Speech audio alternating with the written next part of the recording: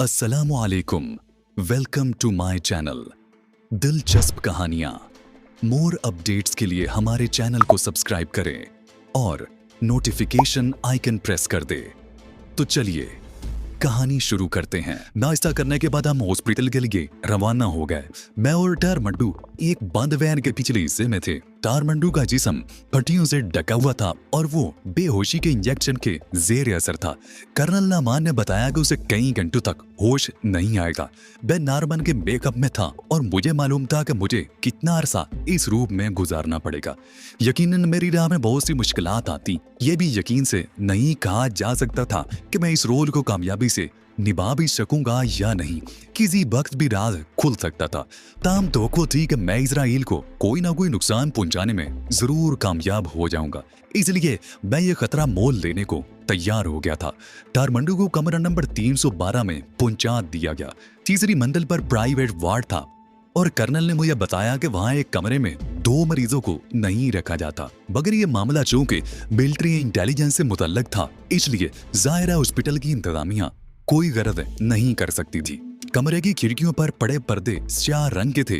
खिड़कियों की शीशों पर भी स्याह रंग का पेंट कर दिया गया था ताकि रात के वक्त कमरों में जलने वाली रोशनी छीनकर बाहर ना जा सके। मैं आगे मलता हुआ खिड़की के पास गया और उसे खोलकर बाहर का जायजा लेने लगा। खिड़की के साथ नीचे दीवार सपाट थी। उस तरफ से फरार होना नामुमकिन था। हॉस्पिटल का अहाता खासा कुशादा था और उसमें खूबसूरत लान लगाया गया था जिसका इख्तिताम लोहे के जंगलों पर होता था। मैंने मुतमईन अंदाज में सर हिलाया और कर्नल की तरफ पलटा जो बड़े गौर से मुझे देख रहा था। ठीक है कर्नल, मैंने कहा, उस सिम से फरार होना मुमकिन नहीं है। गोया में फरार होने के लिए पूरे हॉस्पिटल से गुजरना पड़ेगा। इसलिए मैं कह रहा था कि अगर तुम पहले ही से इन सब बातों का जायजा ले लेते तो अच्छा होता। इससे कोई फर्क नहीं पड़ता, मैंने बेपरवाही से कहा। मैं तुम्हें अपना मंसूबा बताऊंगा और ये तुम्हारी जिम्मेदारी होगी कि इसमें कोई गड़बड़ ना होने पाए। क्या तुमने कोई मंसूबा बना लिया है? कर्नल नमान ने मुतजस्सिस लहजे में पूछा। अभी नहीं, मैंने नफी में सारी लाया, लेकिन मैं पहले ही कह चुका हूं कि जो भी मंसूबा हुआ वो बहुत सादा और आसान मंसूबा होगा। इस वक्त तुम मुझे तीसरी मंजिल की सैर करा दो। कर्नल मुझे लेकर कमरे से बाहर निकला। ये सामने ड्रेसिंग रूम है, उसने कदरे बाईं जानिब इशारा करते हुए बताया। तुम दोनों को अलग-अलग ड्रेसिंग के लिए रोजाना यहाँ लाया जाएगा। मैं कर्नल के साथ ड्रेसिंग रूम में दाखिल हुआ। वो ज्यादा बड़ा कमरा नहीं था और वहाँ आलाते जराई और अदबियात के अलावा चंद कुर्सियां और एक स्ट्रेचर दिखाई दे रहा था। कुछ ही देर बाद मैं उस मंजिल से पूरी तरह वाकफियत हासिल कर चुका था। सबसे ज्यादा कारआमद जगह एक कोने पर वाक़ई वो कमरा था जो स्टोर था। मैंने स्टोर का तफसीली जायजा लिया था। उस कमरे में सिर्फ 2 आदमी हुआ करते थे, एक स्टोर कीपर और एक उसका असिस्टेंट। स्टोर की एक अलमारी में सफेद रंग के धुले हुए कोट रखे हुए थे। ये वो कोट थे जो डॉक्टरों के इस्तेमाल में रहते हैं। अब आओ, तुम्हारी ड्रेसिंग भी करा दूं, कर्नल ने मैंने खेद लहजे में कहा। ख्याल रखना कर्नल, कहीं किसी डॉक्टर के जरिए मेरे जख्मी ना होने का राज अफशा ना हो जाए। बेफिक्र रहो, तुम दोनों की मरहम पट्टी कोई आम डॉक्टर नहीं करेगा, बल्कि मिलिट्री इंटेलिजेंस से ताल्लुक रखने वाला एक डॉक्टर करेगा।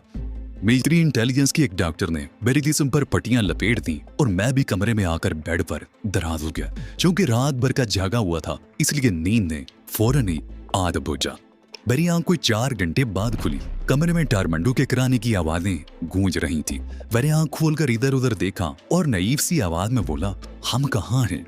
ये कोई हॉस्पिटल मालूम होता है, टारमंडू ने बड़ी तकलीफ से कराते हुए जवाब दिया।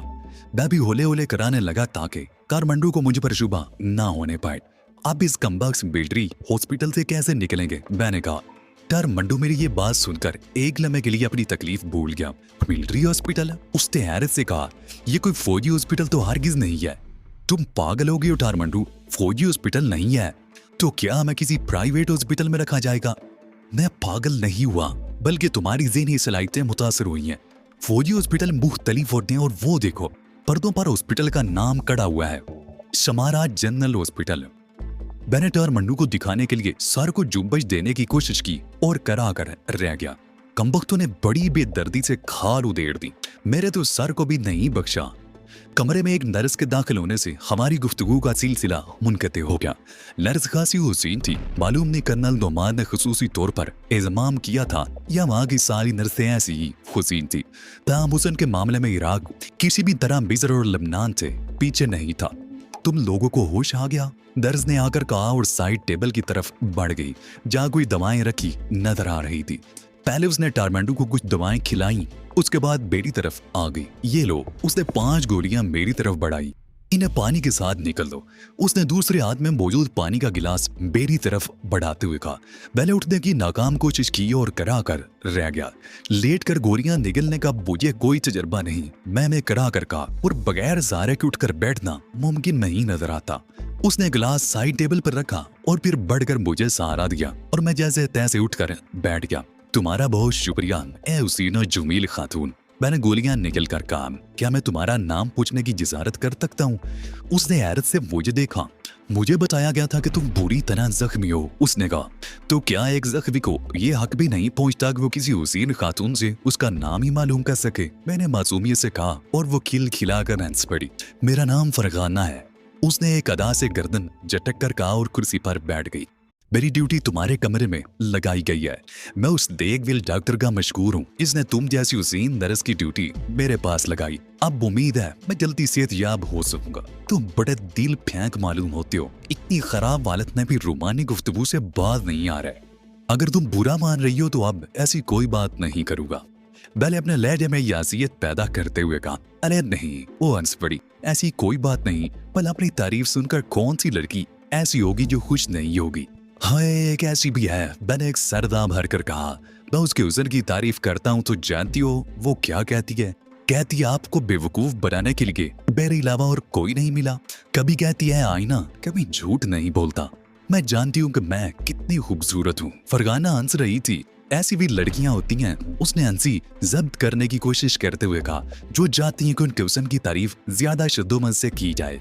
मैंने यूं आंखें फाड़ कर फरगाना को देखा जैसे उसके तज्जिये ने मेरी आंखें खोल दी हों। लेकिन दर हकीकत मैं सोच रहा था कि वो इतनी बेतकल्फी से क्यों गुफ्तगू कर रही है। ये उसकी आदत थी या उसकी कोई खास वजह थी? मैं जो कि नारमन शालूफ का रोल कर रहा था, इसलिए मुझे तो यही कुछ करना था। उसके बारे में यही मालूम हुआ था कि वो लड़कियों की मौजूदगी में कुछ ज्यादा ही चहकने का आदी है। हाय, मैं बड़े जोर से कराया और फरगाना उठकर मेरी तरफ झपटी। क्या हुआ? उसने पूछा। सर में टेस उठी थी। मैंने उसका हाथ थामते हुए कहा, अब ठीक हो। उसने हाथ छुड़ाने की कोशिश की। आपको बिल्कुल भी हरकत नहीं करनी चाहिए। उसने मुझे जलवंश की। मैं इसी हॉस्पिटल में मुलाजिम हूँ। ठीक होने के बाद मेरे हाथ से शौक फरमा लीजिएगा। तुम पहले कहाँ थी? तुमने पहले क्यों नहीं बताया कि लड़कियां अपनी तारीफ कराने के लिए ऐसी बातें करती हैं? मैं दिन रात उनकी तारीफ करता रहता। मेरा हाथ छोड़िए जनाब, फरगाना ने खुशगवार लहजे में कहा और मैंने उसका हाथ छोड़ दिया। मालूम नहीं लड़कियां उससे नाराज क्यों हो जाती हैं। मैंने बगुमोम लहजे में कहा, तुम कौन सी मट्टी के बने हुए नारमन? टारमंडू ने हाँक लगाई। बिस्तर मर्ग पर भी नहीं सुधरोगे। मालूम नहीं भाई। मैंने ठंडी सांस ली। बिस्तर मर्ग क्या होता है मैं अब इसे कैसे बता सकता हूँ? फरगाना ने भी फिर कुर्सी संभाल ली थी और हैरान कुन बात यह थी कि अब उसके चेहरे से जरा भी नाराजगी जाहिर नहीं हो रही थी। मुझे आपकी तीमारदारी करनी है, उसने कहा। अगर आपने ज्यादा मिलने जुलने की कोशिश की तो केस बिगड़ सकता है और मुझसे जवाब तलबी भी हो सकती है। ये बात तुमने पहले मुझे क्यों नहीं बताई? मैंने बड़े फुलूस से कहा। अब ठीक होने तक मैं जरा सी भी जुब्बच नहीं करूंगा। मैंने महसूस किया कि टारमंडू की पलकें बूझल हो रही हैं। फिर देखते ही देखते उसकी आंखें बंद हो गई। फरगाना ने उसके करीब जाकर उसे चेक किया और मेरी तरफ पलट कर बोली, यह सो चुका है। क्या इन गोलियों में ख्वाब और दवा की भी गोली शामिल थी? मैंने पूछा। जी हाँ, तकलीफ का एहसास जायल करने के लिए ख्वाब और दवा का ही सहारा लिया जाता है। लेकिन मुझे अभी तक नींद क्यों नहीं आई? दवाएं तो हम दोनों ने एक साथ ही खाई थी। आपको जो गोलियां दी गई हैं उनमें ख्वाब और गोली शामिल नहीं थी। ये तुमने बहुत अच्छा किया, मैंने खुश होकर कहा। अब हम इत्मीनान से अपने मुस्तकबिल का फैसला कर सकेंगे। वो सो चुके हैं जनाब, इसलिए अब इस नाटक की जरूरत नहीं रही। क्या कह रही हो? मैंने हैरान होकर कहा। कैसा नाटक और कहाँ का नाटक? मुझे कैप्टन फरगाना कहते हैं। मैं नर्स नहीं डॉक्टर हूँ और मेरा ताल्लुक मिलिट्री इंटेलिजेंस से है। मैंने कराकर उसका जुमला मुकम्मल कर दिया। ये कर्नल नामान मुझे कहीं का नहीं छोड़ेगा। किसी रोज मालूम होगा कि खुद मेरा ताल्लुक भी मिलिट्री इंटेलिजेंस से है। फरगाना हंस पड़ी। तो इसमें शुबा ही क्या है सैयदी अली? उसने शौकी से कहा। आइंदा ख्याल रखना, ख्वाह टारमंडू सोई क्यों ना रहा हो, गुफ्तगू करते हुए मोहतात रहा करो। मैंने अचानक संजीदा होते हुए कहा, ठीक है जनाब, मैं ख्याल रखूंगी। फरगाना ने भी संजीदगी से जवाब दिया और मुझसे गुफ्तगू करते हुए तकल्लुफात में पड़ने की जरूरत नहीं है। तुम्हारा मोदबाना अंदाज टारमंडू को मशगूक कर सकता है। मैं इस बात का भी ख्याल रखूंगी जनाब, फरगाना बोली। इस वक्त तो मैंने इत्मीनान कर लिया था, वो वाकई गहरी नींद में है। मेरी समझ में नहीं आता कर्नल नमान को क्या हो गया है, मैंने चिढ़ कर कहा। उसने मुझसे जिक्र तक नहीं किया। आखिर किसी लड़की की यहाँ जरूरत ही क्या थी? फरगाना का चेहरा उतर गया। उन्होंने मुझसे कहा था जैसे ही आपको यह स्कीम बनाए मेरे जरिए उन तक इतला भिजवा दें। ठीक है, मैंने जिल्ला कर कहा, और मेरी समझ में ये भी नहीं आता कि तुम्हें मिलिट्री इंटेलिजेंस में क्यों ले लिया गया है। मैंने तुमसे कहा था कि तुम मुझे बेतकल्लफी से गुफ्तगू करो। ओके डियर नॉर्मन, फरगाना ने ना कर कहा, आइंदा तुम्हें इस किस्म की कोई शिकायत नहीं होगी। ये हुई ना बात। मैंने खुश होकर कहा, याद रखो इंटेलिजेंस के आदमी के लिए बेहद जरूरी है कि जो कुछ उससे कहा जाए उस पर बिला तामिल अमल करे। 3 रोज बाद टारमंडू के जख्म मंदेमल होने लगे। अब उठकर कमरे में चल फिर भी सकता था। मैंने तो खैर उससे कबल ही चलना फिरना शुरू कर दिया था। फरगाना जो कि हर वक्त कमरे में मौजूद नहीं होती थी, इसलिए मैंने उसकी अदम मौजूदगी में सबसे पहला काम ये किया कि टारमंडू को दिखाने के लिए पूरी बारीक बीनी से पूरे कमरे की तलाशी ली। कहीं से कोई आला बरामद नहीं हो सका जिसकी बिना पर यह शुबा किया जा सकता कि उसके जरिए हमारी गुफ्तगू कहीं और सुनी जा सकती है। मैंने टारमंडू से कहा, ये एक प्राइवेट हॉस्पिटल है। टारमंडू ने कहा, मिलिट्री हॉस्पिटल होता तो यकीनन यहाँ कोई ना कोई ऐसा इंतजाम जरूर होता, फिर भी तलाशी लेना जरूरी था। मैंने कहा, मिलिट्री इंटेलिजेंस के लिए यहाँ भी हमारी गुफ्तगू सुनने के लिए कोई इंतजाम करना क्या मुश्किल था। तुमने अच्छा किया दोस्त। अब ये बताओ कि फरार होने का कोई इरादा है या नहीं? अगर हम यहाँ से फरार ना हुए तो फिर कभी फरार ना हो सकेंगे, मगर उसके लिए बड़े तहम्मुल का मुजाहरा करने की जरूरत है। अभी हमारी जिस्मानी हालत इस लायक नहीं है कि हम ज्यादा जिस्मानी मेहनत कर सके, और हमें इस काबिल होने से कबल ही यहाँ से डिस्चार्ज कर दिया जाएगा। तो गोया हम फरार नहीं हो सकेंगे? टारमंडू ने कदरे मायूसाना अंदाज में कहा। उसकी एक ही सूरत है कि ठीक हो जाने के बावजूद खुद पर नकात तारी किए रखो। वो तो मैं कर लूंगा, लेकिन उससे हमें फरार में क्या मदद मिलेगी? टारमुंडम ने कहा, बाहर दरवाजे पर एक आदमी हर वक्त मौजूद रहता है। मैंने ट्राजराना अंदाज में कहा, वो होता तो सादा लिबास में है, मगर मुझे यकीन है कि वो कोई फौजी है। इसके अलावा रायदारी में बदाए कोई फालतू इंतजामात नजर नहीं आते। हमें उस फौजी पर काबू पाना होगा, उसके बाद हमारी किस्मत है फरार हो गए या पकड़े गए। बहरहाल हाथ पर हाथ रखकर बैठे रहने से तो ये बेहतर है कि किस्मत आजमाई की जाए। टारमंडू ने मेरे कहने पर अमल शुरू कर दिया। मज़ीद 3 रोज बाद अगरचे उसके जख्म पूरी तरह बंदेमिल हो चुके थे, लेकिन वो खुद पर नकात तारी किए रहता था। मैं तो खैर शुरू ही से अदाकारी करता रहा था। 6ठे रोज मैंने फरगाना के जरिए कर्नल नामान को पैगाम भिजवाया। उस रोज जब मुझे ड्रेसिंग रूम में ले जाया गया तो वहाँ कर्नल नोमान भी मौजूद था। मुझे बुलवाने का यही मतलब है ना कि तुम कोई मंसूबा बना चुके हो? कर्नल नोमान ने कहा।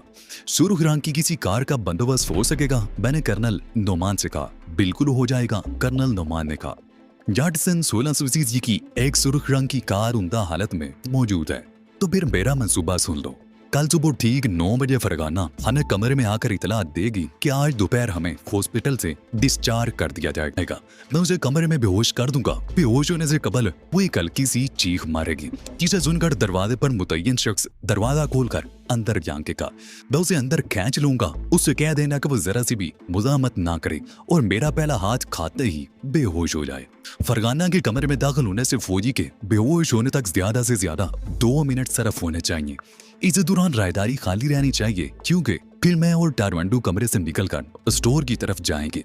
उस वक्त वहां स्टोर कीपर के अलावा किसी और को मौजूद नहीं होना चाहिए। मैं उसे भी बेहोश कर दूंगा और 2 अदद डॉक्टर के पहनने वाले सफेद कोट हासिल करके एक मैं पहनूंगा और दूसरा टारमंडू को पहनाकर सीधा लिफ्ट की तरफ जाऊंगा। लिफ्ट भी हमें रुकी हुई मिलेगी और हम लिफ्ट के जरिए नीचे उतरकर हॉस्पिटल के दाखिली दरवाजे से बाहर निकल जाएंगे। चूंकि हम डॉक्टरों वाले सफेद कोटों में होंगे, इसलिए कोई हम पर खुसूसियत से तवज्जो नहीं देगा। इस पूरे अमल में ठीक 5 मिनट सरफ होने चाहिए। ज्यादा 9:05 पर हमें हॉस्पिटल के दरवाजे पर सुर्ख रंग की डटसन से एक नौजवान उतरता हुआ नजर आएगा जो खासा आवाज भागता होगा, इसलिए कि उसके साथ कोई मरीज होगा जिसकी खराब हालत की वजह से वो इतना बुखलाया हुआ होगा और कार से चाबियां निकालना तो कुजा कार का इंजन तक बंद करना भूल जाएगा। हम उसकी बदहवासी से फायदा उठाकर उसकी कार लेकर फरार हो जाएंगे। ये सारे काम तो तुम्हारी मर्जी के मुताबिक हो जाएंगे, कर्नल नोमान ने कहा, लेकिन अगर तुम्हारा ताकुम ना किया गया तो क्या यह मुनासिब होगा? कतई ना मुनासिब होगा। मैं मुस्कुराया। इस एक आदमी के अलावा जो हमारे दरवाजे पर मुतय्यन है और भी लोग हमारी निगरानी के लिए मौजूद होने चाहिए, मगर हमारे उलिये की वजह से वो धोखा खा जाएंगे। लेकिन हॉस्पिटल के कंपाउंड में जो फौजी जीप मौजूद है, कंपाउंड में तो कोई फौजी जीप नहीं। कर्नल ने मेरी बात काट दी। नहीं है तो हो जाएगी, तुम इतनी जल्दी घबरा क्यों जाते हो? हाँ, अगर उस जीप ने हमारा ताकुब ना किया तो मजा नहीं आएगा। अगर कहो तो कार पर फायरिंग भी करा दूं, कर्नल ने हंस कर कहा। वो तो करानी ही पड़ेगी, वरना फायदा ही क्या होगा। लेकिन जरा संभल के, कहीं कार का टायर फ्लैट ना कर देना। तुम क्या समझते हो? कर्नल ने बुरा मान कर कहा। फायरिंग करने वाले फौजी होंगे, कोई अनाड़ी निशानेबाज नहीं होंगे। अगले रोज मैं ज़हनी तौर पर पूरी तरह तैयार था। टारमंटू अलबत्ता बेखबर था। उसे क्या मालूम था कि चंद लम्हों बाद क्या होने वाला है। गुज़िश्ता चंद रोज के दौरान मैंने बातों बातों में उससे इंतहाई कीमती मालूमात हासिल कर ली थी। वो मेरी इस जान से में आ गया था कि सर पर लगने वाली चोट की वजह से मेरी यादाश्त मुतासर हुई है। प्रोग्राम के मुताबिक ठीक 9 बजे कमरे का दरवाजा खुला और फरगाना अंदर दाखिल हुई। आज दोपहर तुम दोनों डिस्चार्ज कर दिए जाओगे, उसने आते ही कहा। मैं बेड से यूं उठा जैसे खुशी का इजहार मकसूद हो, मगर मैंने तेजी से चिपटकर उसकी कनपट्टी पर एक हाथ रसीद कर दिया। मैंने ख्याल रखा था कि उसे ज्यादा चोट न आने पाए। फरगाना के मुंह से हल्की सी चीख निकली और वो लहराती हुई फर्श पर देर हो गई। चारमंडू पुखला कर उठ बैठा। ये तुमने क्या किया? उसने खिलखिला कर कहा, मगर मैंने ऊँटों पर उंगली रखकर उसे खामोश रहने का इशारा किया। अगले ही लम्हे कमरे का दरवाजा एक बार फिर खुला और दरवाजे पर मुतय्यन शख्स ने कमरे के अंदर झांका। इन्हें मालूम नहीं क्या हो गया जनाब। मैंने इंतहाई बुगलाहट का मुजाहरा करते हुए था और वो शख्स भी घबराहट का मुजाहरा करते हुए कमरे के अंदर दाखिल होकर फरगाना पर झुक गया। मैंने एक लम्हा भी जाया किए बगैर उसकी गुद्दी पर तबे आजमाई कर डाली। ये ज़रब भी ऐसी नहीं थी जिससे वो बेहोश होता, मगर वो फौरन बेहोश हो गया। चलो जल्दी करो, मैंने टारमंडू का हाथ पकड़कर खींचते हुए कहा। अगर हम इस मौके से फायदा ना उठा सके तो कभी फरार नहीं हो सकेंगे। टारमंडू को फौरन ही अकल आ गई और उसने मजीद हैरान होने का प्रोग्राम मुलतवी करते हुए मेरा साथ देने का फैसला कर लिया। कमरे के दरवाजे पर रुककर मैंने राहदारी में झांकने की अदाकारी की। मुझे दोपहर ही मालूम था कि वहाँ कोई नहीं होगा। फिर मैंने टारमंडू को अपने साथ आने का इशारा किया। वो किसी मामूल की तरह मेरे साथ चल रहा था। बेलाडो का स्टोर की तरफ था। स्टोर कीपर को कुछ समय ने सोचने की मोहलत ही नहीं मिल सकी। वो चूंकि सिविलियन आदमी था, इसलिए उसे बेहोश करना मेरे लिए कोई मसला साबित नहीं हुआ। उसे बेहोश करते ही मैंने बड़ी बर्क रफ्तारी से 2-3 अलमारियां खोली। ये हरकत मैंने टारमंडू को दिखाने के लिए की थी। आखिर जो थी अलमारी में मुझे सफेद रंग के कोट मिल गए।